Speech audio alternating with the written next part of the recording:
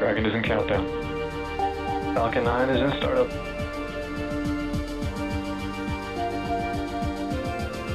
Dragon, SpaceX, go for launch.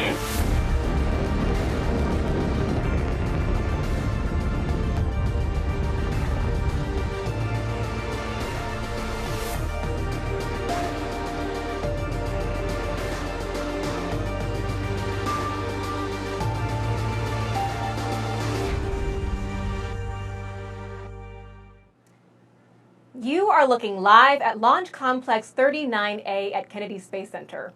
In just over 27 minutes, this Falcon 9 rocket will launch the 29th Commercial Resupply Services mission from both NASA and SpaceX to the International Space Station.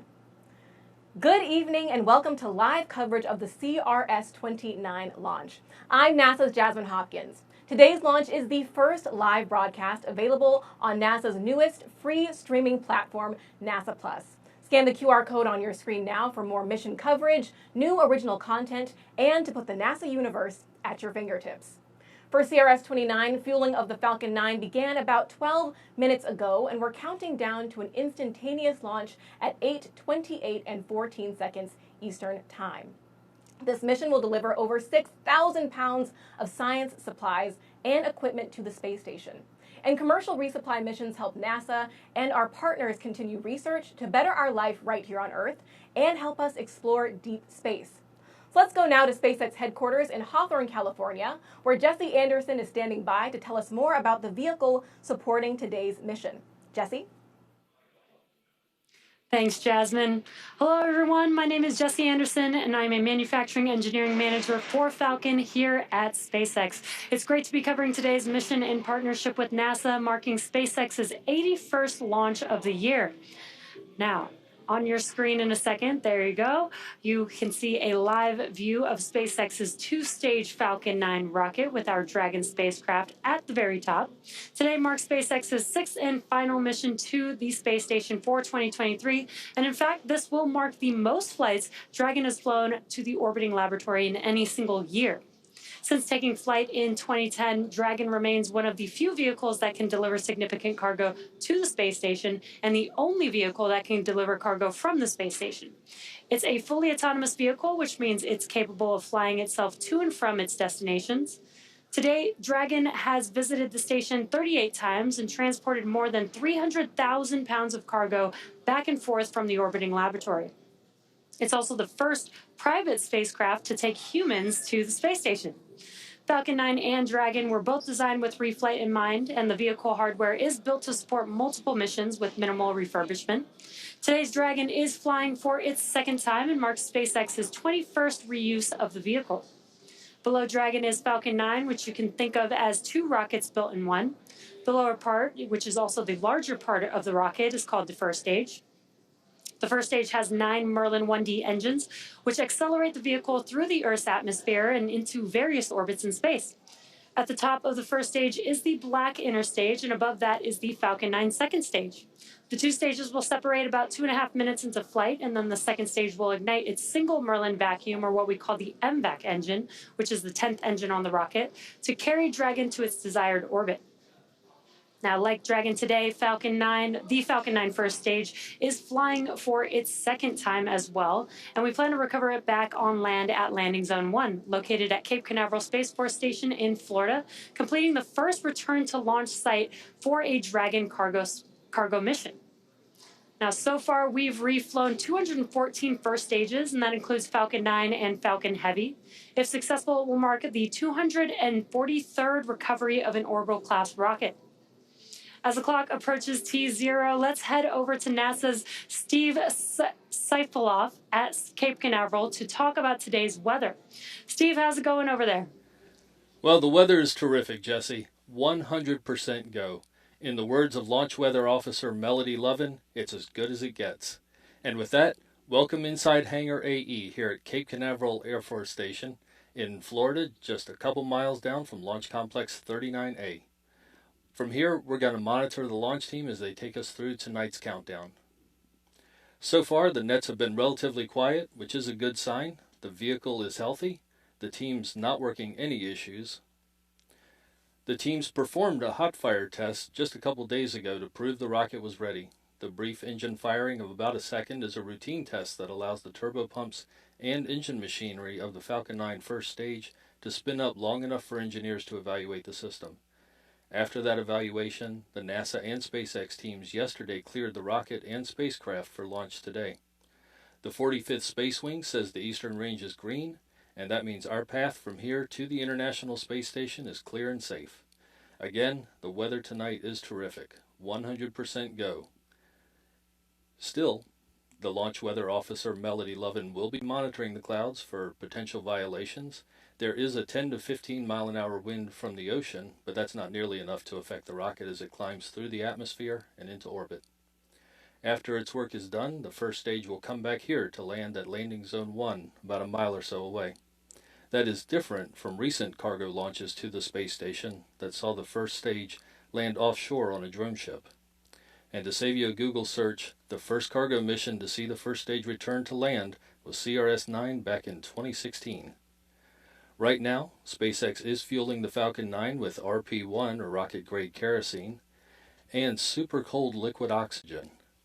That is minus 297 degrees, and it is also being loaded into the first stage and second stage.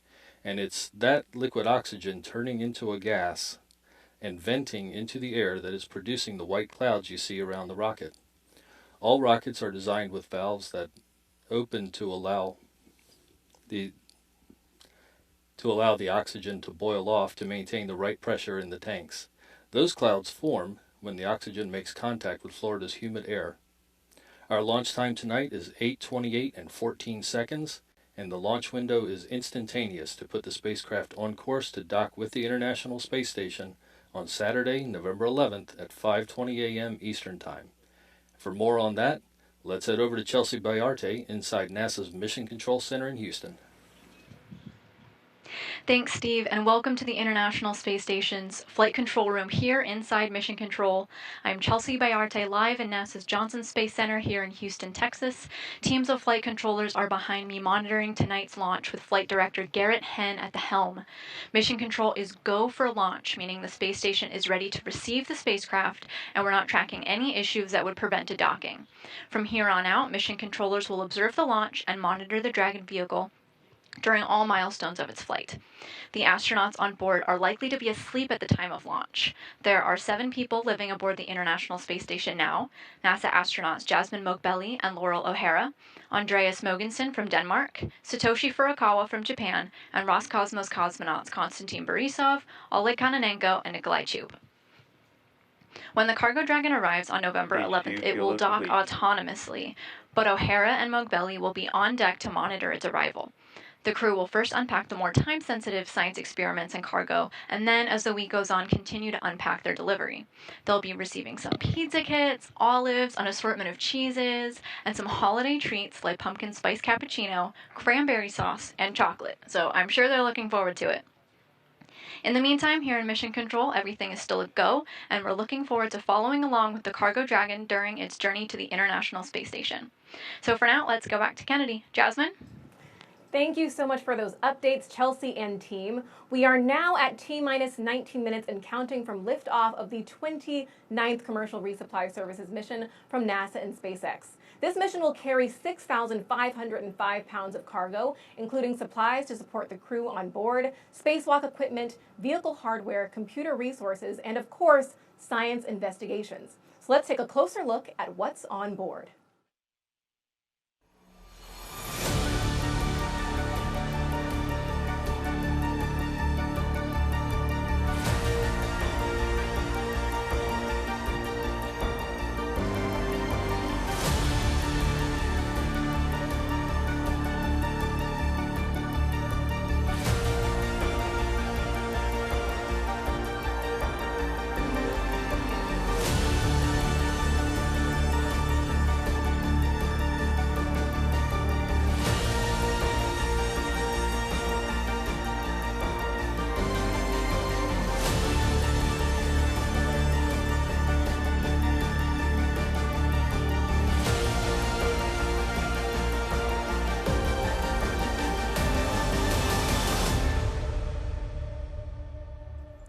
Launching on this mission is part of NASA's first two-way laser communications relay system known as Illuma-T.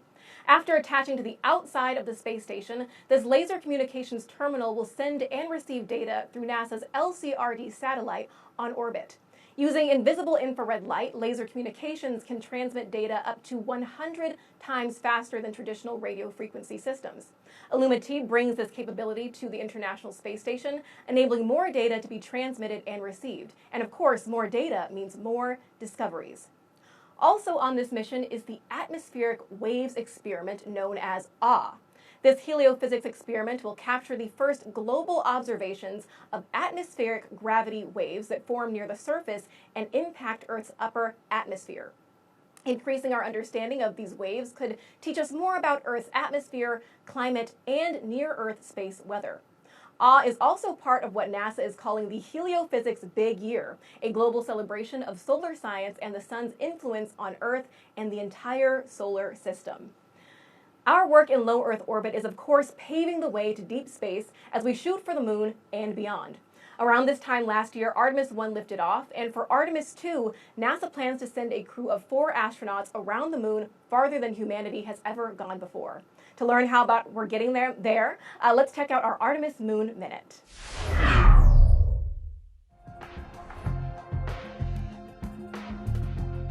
Preparations for NASA's Artemis 2 mission are underway at Kennedy Space Center. Engineers inside the Neil Armstrong Operations and Checkout Building connected the 2 major components of the Artemis 2 Orion spacecraft, the crew and service modules. Once in space, these important pieces of hardware will fly the Artemis 2 crew around the moon and back. The 10 solid rocket booster motor segments for the Artemis 2 Space Launch System rocket arrived by rail at Kennedy, traveling from Utah across 8 states in specialized transporters. Kennedy teams also are conducting several water deluge tests at Launch Pad 39B, releasing approximately 400,000 gallons of water onto the mobile launcher's deck, flame hole, and the pad's flame deflector. By helping to deflect overpressurization and suppress the sound produced at liftoff, the water deluge system is critical for protecting the crew, rocket, spacecraft, and pad structures during launch. That's your Artemis Moon Minute. The Artemis missions intend to land the first woman and first person of color on the moon, and these goals are characterized by NASA's graphic novel, First Woman.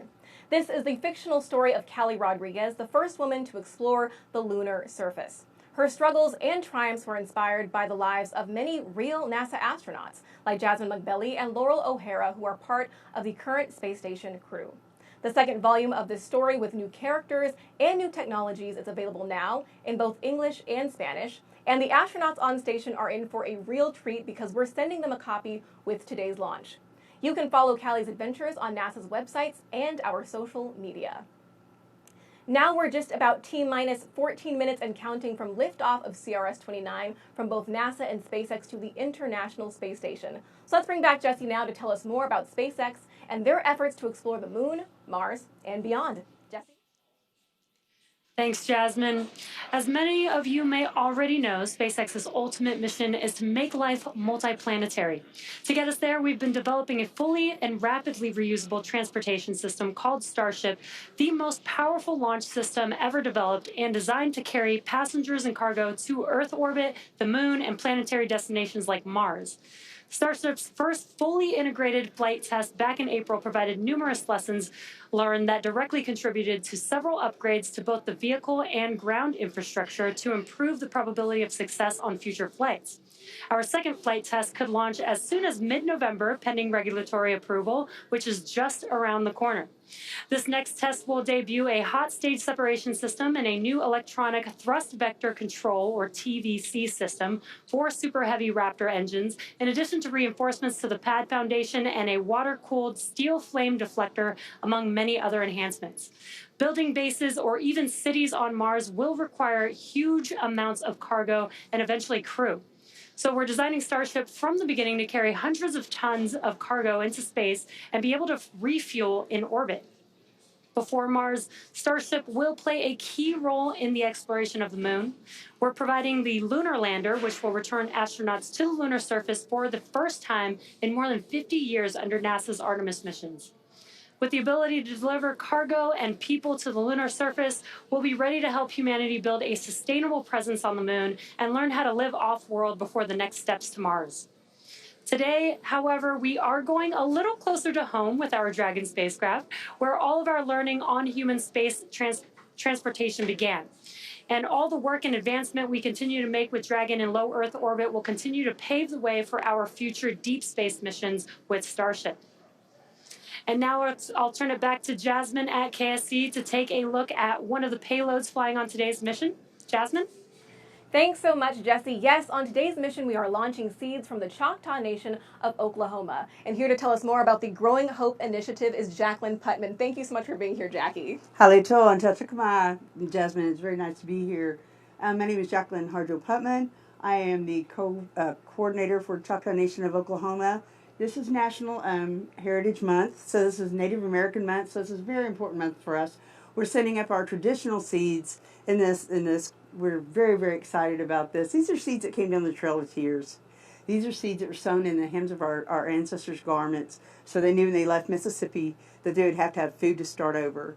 So they had the forethought, and they would have never dreamed where we're going today. Right, Jacqueline, there's a lot of emotional significance to these seeds. Absolutely. So can you tell us about, you guys are going to plant them at Jones Elementary. How are these going to inspire the next generation? Oh, this is exciting. When they come back, what we're going to do is take them to Jones Academy. It's a Native American school that we have. And they're going to plant them. We're going to do the STEM program. We're going to do a side-by-side testing for what has been on Earth, what's gone out of space, do a comparison. We're getting these kids excited about science. We want to get new astronauts. We want them to know they have a future. That this is something that they can do. This is not out of range. Right. That this is something that they can have as well. Exactly. Jacqueline, we actually showed some pictures on the screen of the different things that are going to be planted. What seeds, what kind of seeds are you sending? We're sending our traditional Tanchi flower corn. It can grow up to 20 feet tall. We've grown it to 18 and a half feet. This is what we grind up and make our banaha bread. Mm-hmm. We're sending our Choctaw sweet potato squash. It can last on the shelf up to a year, tying manganese, magnesium, zinc, vitamin A, and iron. And this is hoping foods that will hold the astronauts will hopefully take and grow themselves because they last. They're good for you.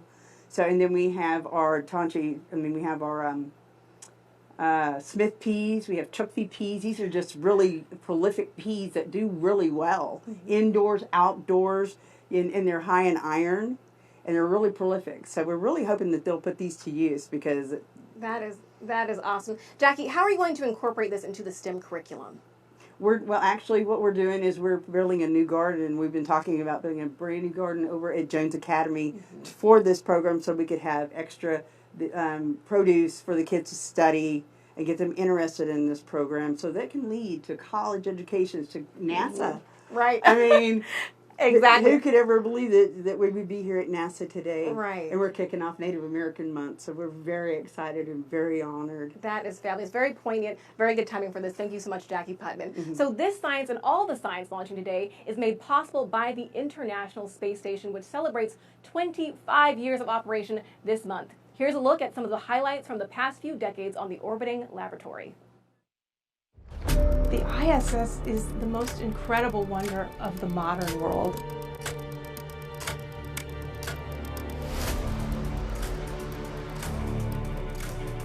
Christina Cook, the first one through the hatch. We're pushing boundaries. We're doing things that nobody else is doing.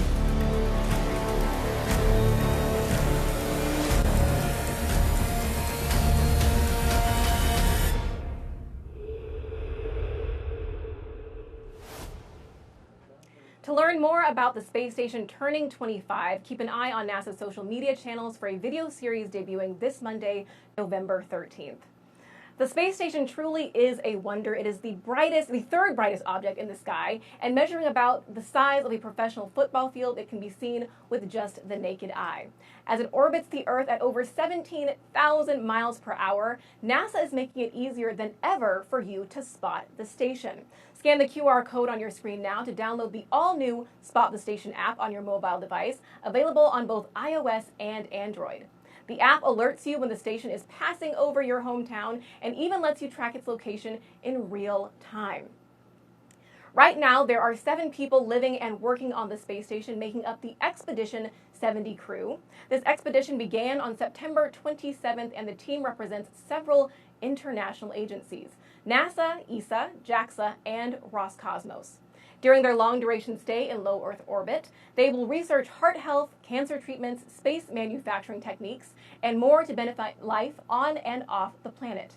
CRS-29 is expected to dock to the space station this Saturday. That's November 11th at 5:20 a.m. And NASA astronauts Jasmine Montbelly and Laurel O'Hara will be monitoring the operation to ensure all this cargo is delivered safely. All right, we're marching towards launch at T-minus 7 minutes and counting for liftoff of CRS-29. So let's bring back Steve here on Florida's Space Coast and Jesse live at SpaceX headquarters in Hawthorne, California, to walk us through the final moments of countdown and liftoff. Take it away. Thank you, Jasmine. It is just under 7.5 minutes until launch, and the SpaceX team is working no significant issues, and the vehicle is healthy. Weather is 100% go for T0, and the range is ready to support today's mission. At this point, Rocket Propellant 1 or RP1 fuel is completely loaded on the second stage and nearly complete on the first stage. Liquid oxygen or LOX loading is currently underway on both stages and will complete at the T-minus 2 minute mark. We just heard a call out for engine chill. We're also loading helium gas into both stages. Falcon 9 uses helium as a pressurant to backfill the propellant tanks, as liquid oxygen and RP1 are consumed by the Merlin engines during ascent. Helium load began before the broadcast went live and will continue to top off until about 1.5 minutes before launch. And SpaceX performed that engine chill just a few seconds ago, around T-minus 7 minutes. That's when the team flowed a small amount of liquid oxygen at minus 297 degrees into the Merlin engine's turbo pumps. And you may have heard the call there. Stage 1 fuel load is complete. They're basically doing that engine chill. They're basically prepping the propulsion system for the full flow of liquid oxygen. And by doing this, they avoid a thermal shock to the system, and that ensures that engine startup goes well. Dragon also began its startup sequence at T-minus 35 minutes when it coordinated timing with the Falcon 9 rocket. The spacecraft is currently undergoing vehicle health checks. It'll enter terminal count at about T-minus 5 minutes, with the next big step just a minute before liftoff, when Dragon will transition to internal power.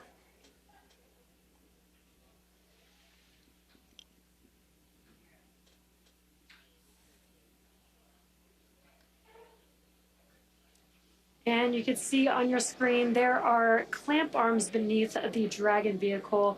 Once those begin to open up, that'll be coming up here shortly in just about under a minute now. Those clamp arms will open up, and that'll allow the transporter erector, which is that large trusted structure that you see on your screen next to the vehicle, that will begin to retract away from the vehicle. The transporter erector, or the TE, is used for vehicle rollout and to route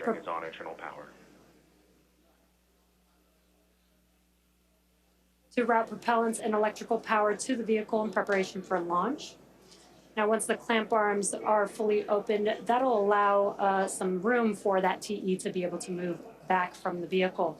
In these last few minutes before T0, Falcon 9 is performing final health checks on its primary communications, avionics, and propulsion systems in preparation for flight. We may hear call-outs that engines are sufficiently chilled as we get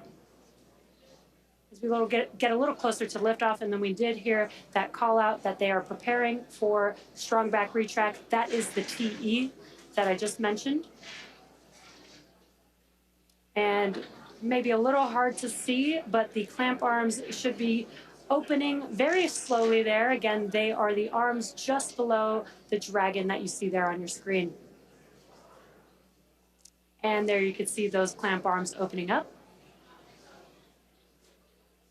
And again, as a reminder, the booster on your screen is flying for its second time and will be landing back on land at landing zone 1, which is not too far from the launch site. And there you can see that the clamp arms look like they're fully open now. That transporter erector can now begin to move away from the vehicle. It will also be pretty slow and slight, but just enough to allow some room for the vehicle for liftoff. And at T-minus 3 minutes, 22 seconds and counting, we are waiting for a call for Stage 1 liquid oxygen loading complete. This launch will take about 6,000 pounds of hardware, crew supplies, and science to the space station. Stage 1 LOX load complete. And there we have the call we were waiting for. Stage 1 LOX load complete. That is the liquid oxygen.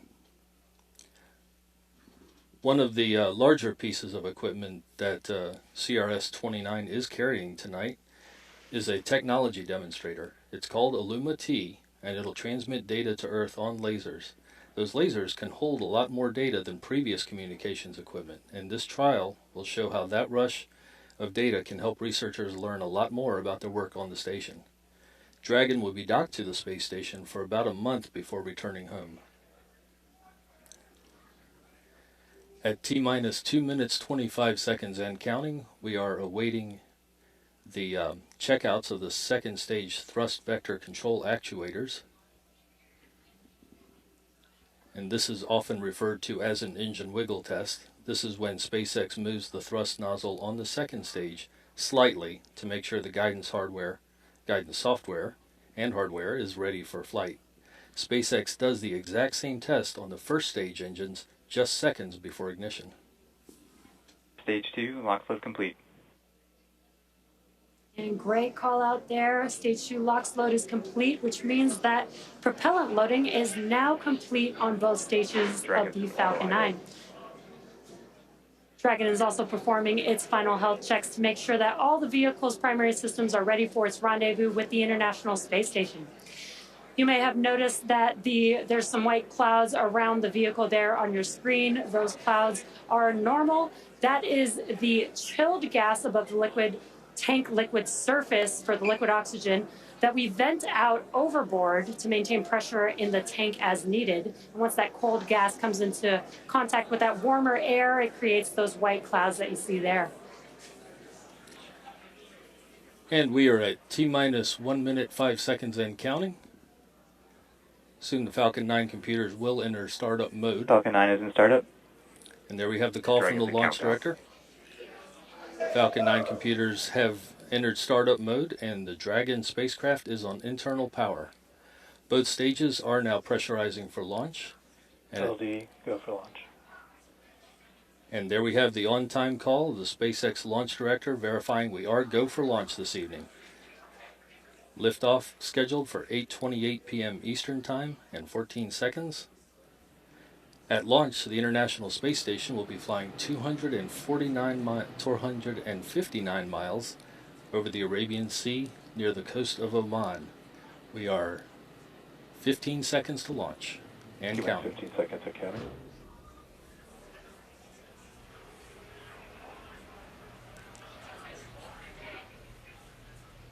T-minus 5, 4, 3, 2, 1, ignition, liftoff.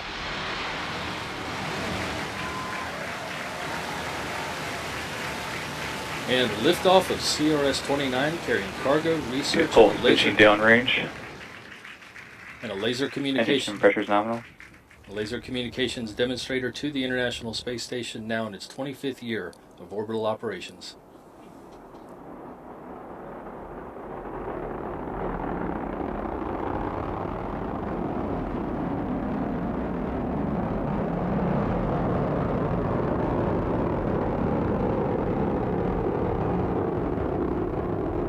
Nominal power and telemetry. At T plus 40 seconds, Falcon 9 has successfully lifted off from historic Launch Complex 39A in Florida. We are now coming up on max Q in just about 15 seconds or so. That is the point of maximum aerodynamic. That's the point of maximum aerodynamic pressure that the vehicle will go through during its flight.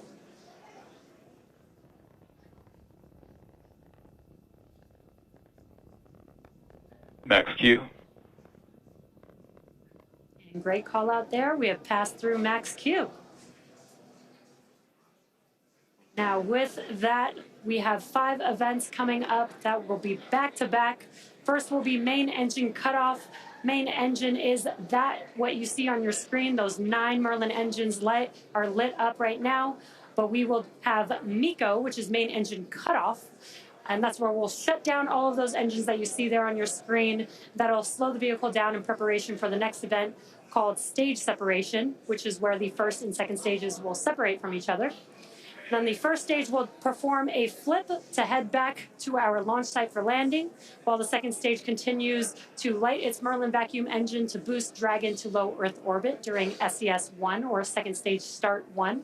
And the last event will be the first stage starting up its 1 minute long boost back burn. Again, those events are coming up here in a few seconds. Main engine cutoff, stage separation, stage 1 flip, second stage engine start, and the boost back burn for that first stage vehicle. MECO. Stage separation confirmed.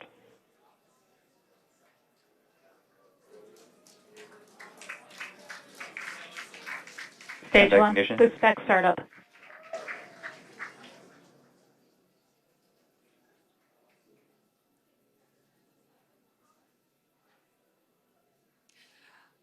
Love those views on your screen. You could see stage separation with the first stage heading back to land, and the MVAC engine on your screen lit up. And on your left-hand side there on your screen, you can see the first stage in its boost back burn. Some really awesome views there. On your right-hand screen is a view from the second stage looking at the MVAC engine.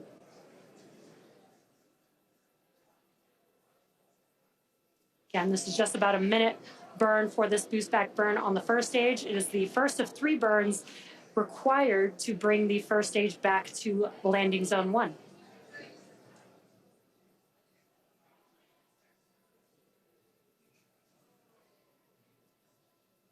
Stage 1, boost back shutdown. And we just heard that call out, and you can see as the engines shut down on your screen, that concludes the boost back burn for the first stage vehicle. If you're just tuning in, you're watching a live webcast for the 29th commercial resupply mission to the International Space Station for NASA. This is SpaceX's 81st mission for 2023 and the 6th and final Dragon flight to the International Space Station this year. We lifted off from Kennedy Space Center's Launch Complex 39A just about 4 minutes ago. And as a reminder, today's mission marks the 2nd flight for this Falcon 9 booster, which previously supported the Crew 7 launch earlier this year in August. This is also the first return to launch site for a cargo mission, which helps improve refurbishment and relight times for Falcon 9.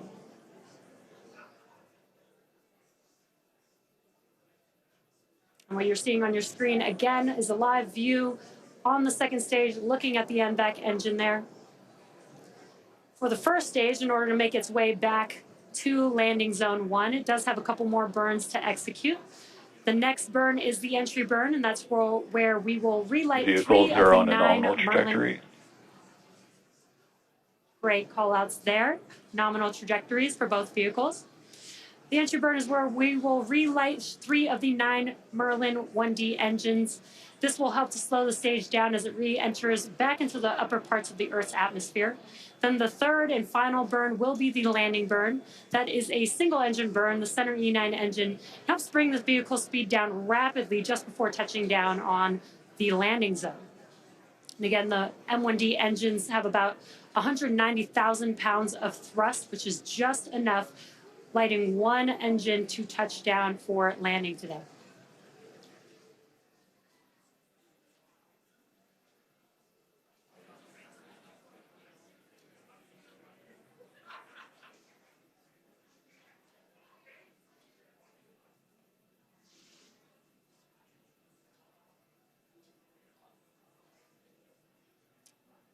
We are just about 15 seconds or so away from that entry burn beginning on the first stage vehicle.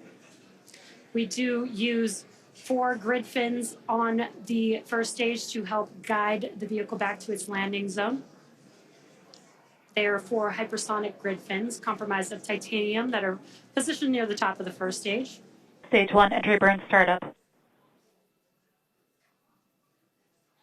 There's that call out. The entry burn has begun. This burn will last just about 15 seconds. Stage 1, or so. entry burn shutdown.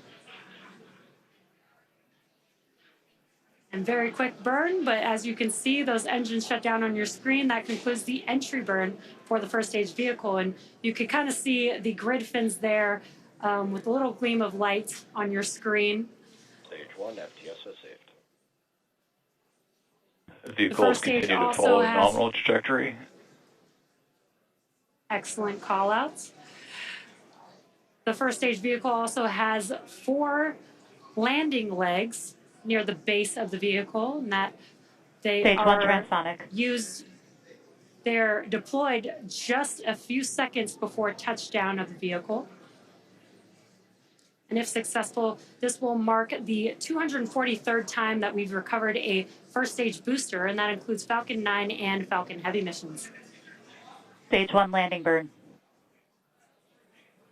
There's that call out. The landing burn has begun. You can see it there on your left-hand screen. Let's watch as Falcon 9 touches down. Stage 1 landing leg deploy.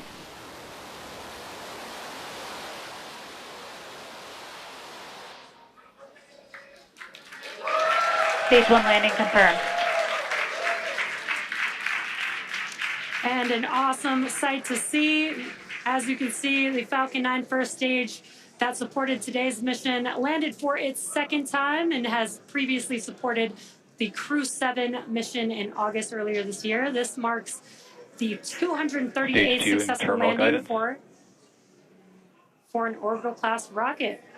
Now, next up in a few seconds, just about 20 seconds or so, will be the shutdown of the MVAC engine that you see ignited there on your screen. That event is called SECO, or Second Engine Cutoff, and that'll be the first shutdown of this MVAC engine.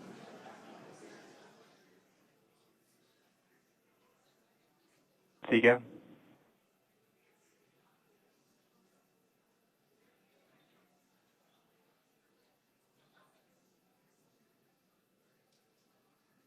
Nominal orbit insertion. Great news. We have just had SECO and heard a confirmation of good nominal insertion. At T plus 9 minutes into the mission, we are coming up on the last major task for Stage 2, commanding separation of Dragon, which is a couple minutes from now. We expect to have a live video of Dragon separation from the trunk looking back at Stage 2. CRS-29 will be joining the Crew 7 vehicle currently on orbit, so we'll be back to having 2 Dragon spacecraft docked at the International Space Station. As for cargo, today we will be delivering more than 6,500 pounds of science, research, crew supplies, and vehicle hardware to the orbiting laboratory and its crew. And to date, SpaceX has sent and brought back over 300,000 pounds of crew and cargo to and from the space station. Again, the Dragon separation from Falcon 9's second stage should be coming up here in just about a minute or so. As a reminder, this is the second flight for this Dragon capsule, having previously supported Crew 7's trip to space in August. Today's flight also marks the 21st reuse of a Dragon vehicle overall.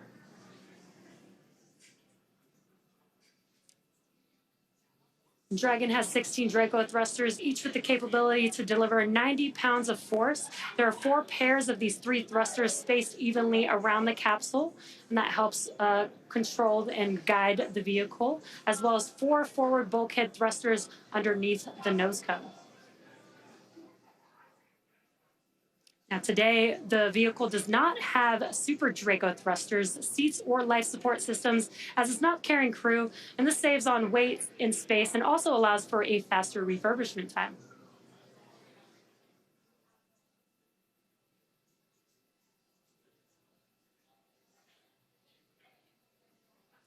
Now, while initial designs of Dragon carried solar arrays extended outward from the trunk, the cylindrical structure located directly behind the Dragon capsule, the current Dragon has these arrays fixed directly to the trunk. And you may see a dark side of the trunk and a light side of the trunk. The dark side is those solar panels, while the light side is a radiator to help keep the spacecraft cool. Once the Dragon capsule reaches the International Space Station, it will be able to autonomously dock using its navigation sensors, centerline camera, and light detection and ranging, or LiDAR, equipment. The Dragon capsule is connected to the trunk beneath it via the trunk claw and connects thermal control, power, and avionics system components between the trunk and the capsule. And another fun fact, once on station, Dragon can serve as an extra module for science payloads lacking room on the space station, which we refer to as Extend the Lab. Dragon separation confirmed. And there you can see on your screen, the Dragon spacecraft has separated from the Falcon 9 second stage.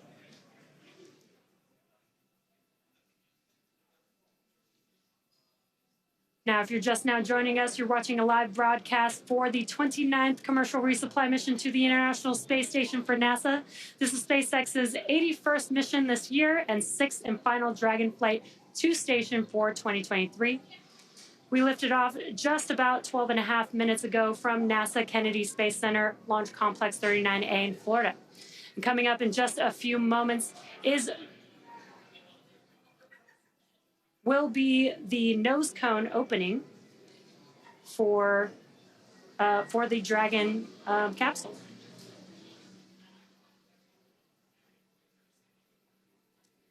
All right, so that will do it for me here in Hawthorne. So we are going to send it over to Chelsea in Houston to talk us through the nose cone opening. Chelsea?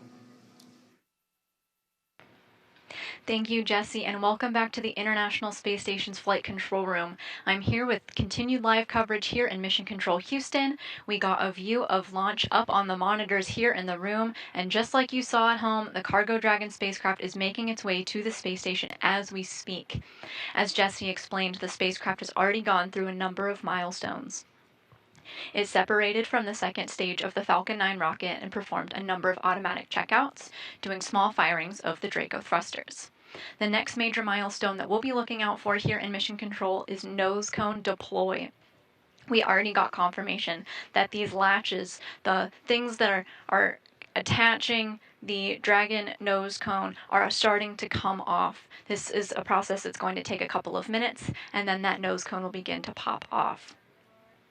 So let's talk a little bit about why we want this nose cone deployed. The nose cone protects the docking hardware that is needed to attach the Cargo Dragon spacecraft to the space station for its 1-month stay, so nose cone deploy is a critical step in our timeline today. The nose cone also unveils 4 forward bulkhead thrusters, which Dragon will use for its major burn maneuvers to catch up with the space station. There will be a checkout of these engines just minutes after nose cone deploy, and the nose cone also protects Cargo Dragon's navigational sensors during ascent. These rendezvous and tracking elements help the spacecraft understand where it is and where it needs to go to reach the space station.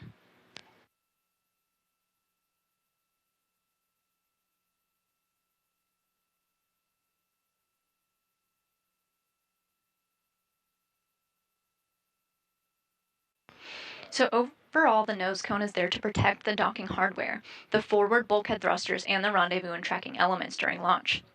And now the nose cone is in the process of opening up so the spacecraft can use those elements. There are 2 sets of 6 latches positioned around the docking ring, so 12 latches total need to be unlatched before the nose cone can swing open. This could take a couple of minutes to complete, and once they're open, then the nose cone will start to slowly swing open. This is a process that could take an additional 5 minutes, and we hope to get live views of this from the Cargo Dragon spacecraft later on.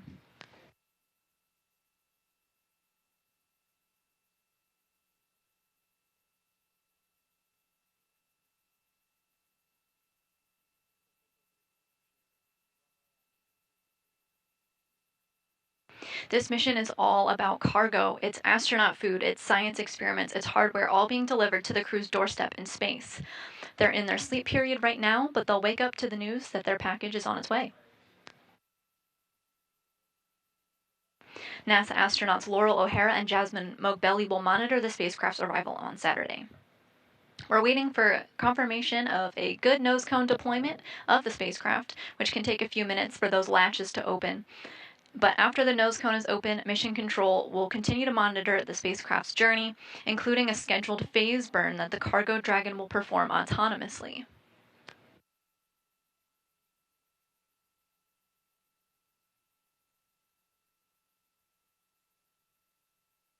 That burn is expected to begin just a short while from now, with the engines firing for close to 12 minutes in duration. Going into Friday, the spacecraft will perform an additional 5 burns, all with the goal of fine-tuning Cargo Dragon's path to the International Space Station.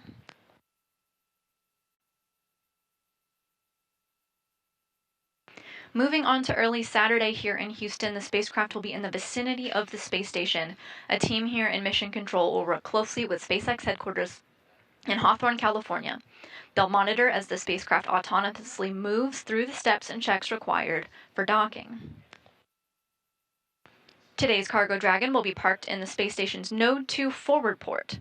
Node 2 is also known as the Harmony module, and it has been unoccupied since NASA's SpaceX Crew 6 crew departed the space station in September of this year. The Crew 6 spacecraft was a Crew Dragon. Its departure brought NASA astronauts Steve Bowen and Woody Hoberg home, along with their crew members Sultan Al-Niyati and Andrei Fedyaev. But in its place will be today's Cargo Dragon when it docks on November 11th. NASA's Anna Schneider will be here in Mission Control with live coverage of docking Saturday morning. But the spacecraft has a lot of milestones to hit before it arrives, including the opening of the nose cone. It's a step that the spacecraft is working on right now. We're waiting for confirmation that all 12 latches around the docking ring are open.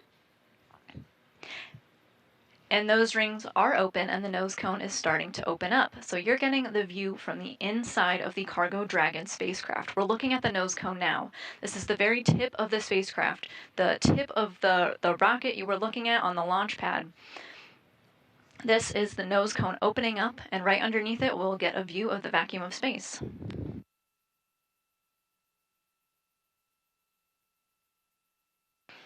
This nose cone will stay in this open position until the very end of its mission, closing once again just before the spacecraft re-enters Earth's atmosphere to provide some additional protection to that same hardware.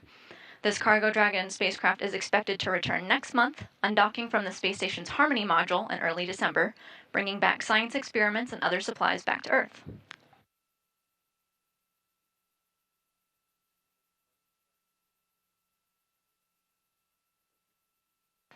Again, on your screen, you were seeing some motion moments ago. This is the nose cone of the Cargo Dragon spacecraft opening up. This maneuver was allowed by 12 latches that unhooked themselves, one set of 6 at a time, allowing free motion of the nose cone that you see in motion here.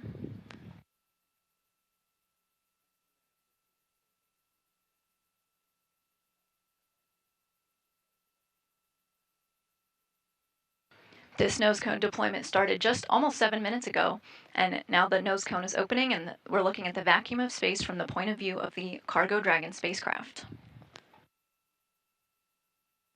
Just because it's no longer on your screen does not mean it's fully open. It has a couple of degrees more to go before we get confirmation of good nose cone deploy.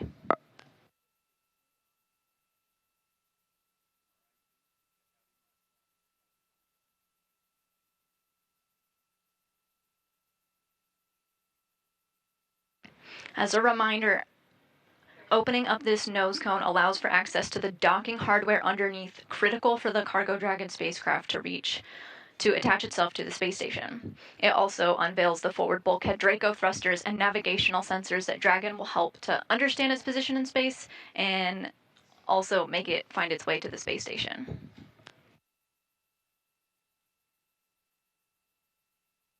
We've temporarily lost our live views, but so you're looking at a live view of Mission Control Houston as we continue to monitor the nose cone deployment. And just like that, we just got confirmation that nose cone deployment is complete.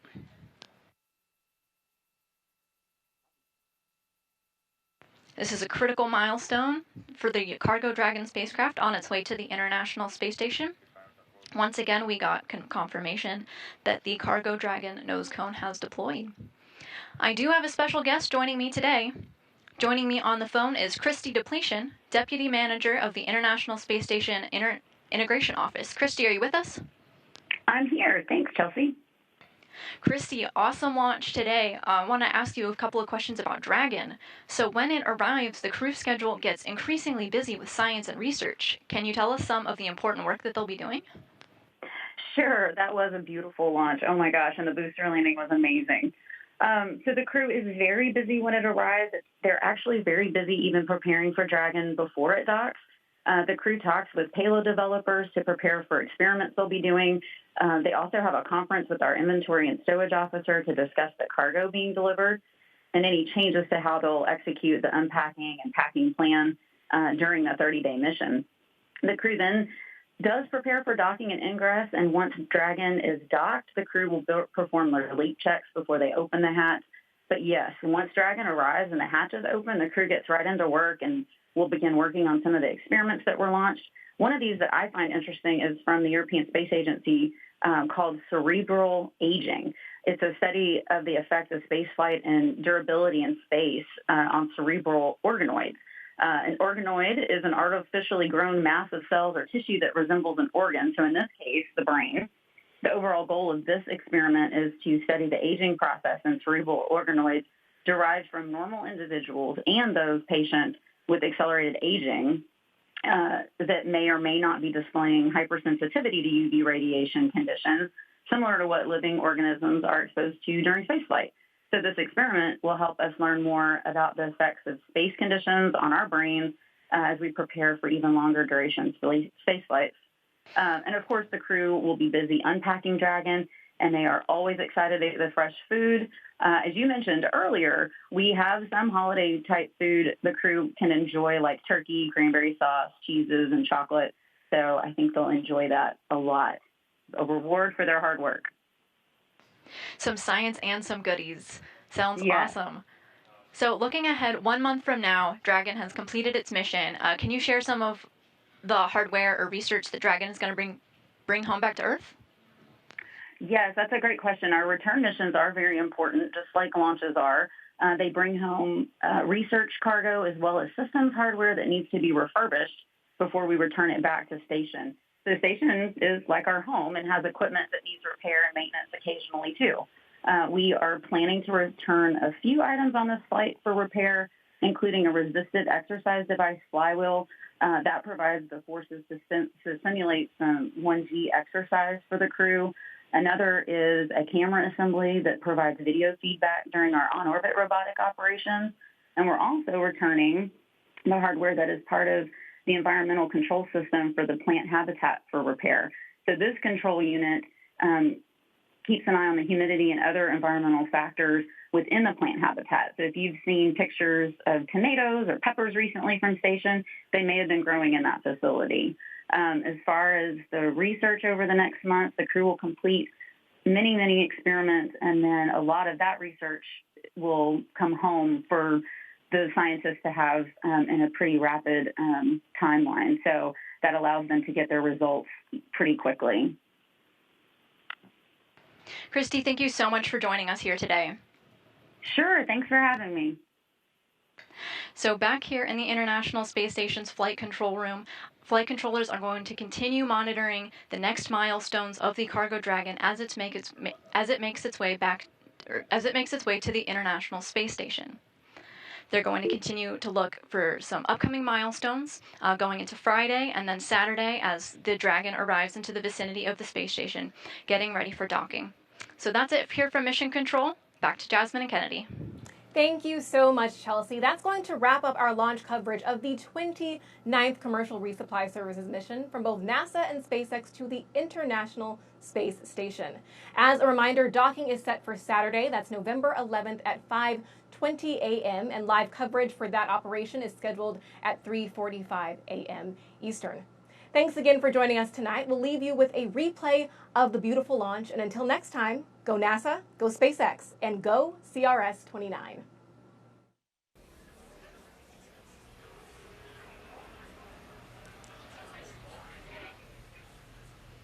T-minus 5, 4, 3, 2, 1, ignition, liftoff.